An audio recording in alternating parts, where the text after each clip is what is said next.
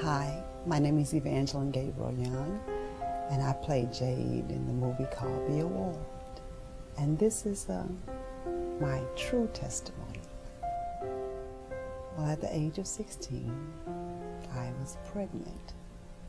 When you're young and you're out there having fun, you're not even thinking about getting pregnant. That's the last thing on your mind. You're not thinking about disease. You're not thinking about any of that. All you're thinking about is the moment. And when you finally end up pregnant, there is a fear that grips you. Because what fear does is start talking to you. Fear tells you, oh, you're going to embarrass your family. Fear said, oh, look at what you did. This is so embarrassing.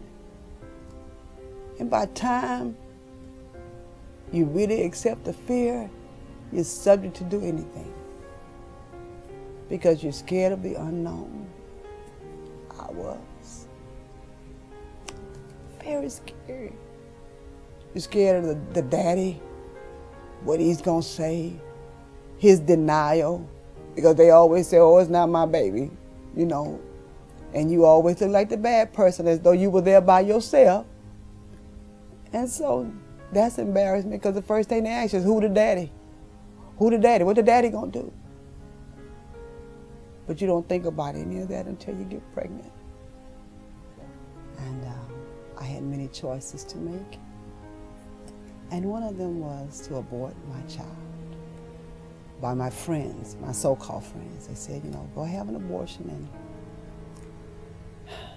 they even offered me to do something that I never thought I would do. And they said, drink bleach. Oh, bleach will kill the baby. So guess what I did? I drank the bleach. The baby didn't die. But I had to tell my mother. And my mom says to me, we don't kill babies, Ronnie. And my mother knew how that felt, because earlier in her life, she had a few. So I won't say how many, but and she knew that once a life is gone, you can't get it back. So she said, well, when we tell your daddy, he's probably gonna kill you, but we don't kill babies. But my daddy didn't kill me. I'm still living, and my baby is still living. Oh, the day she was born April 29th. I'm not gonna tell y'all the year. April 29th. And I remember going into that hospital. And when I got there, they said, oh, she ready. And about 30 minutes later, she was here. And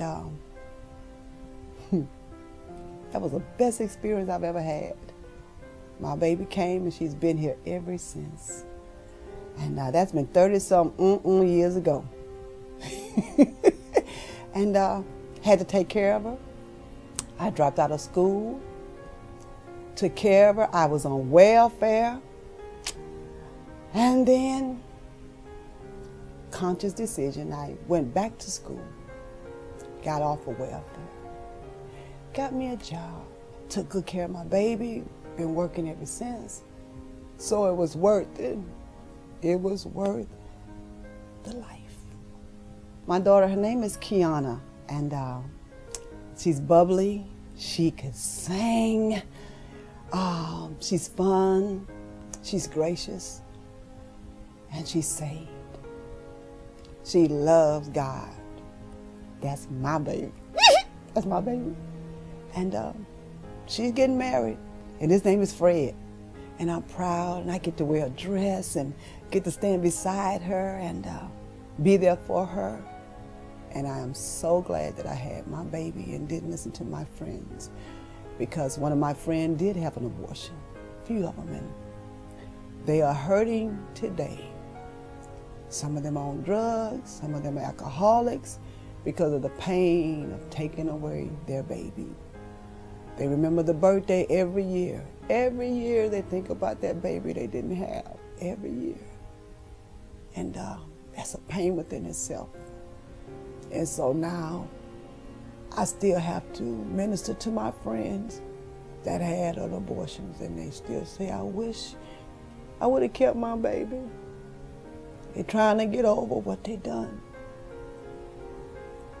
And all I could do is say, it's nothing But I love you and I'm praying for you. Just choose life. It's much easier.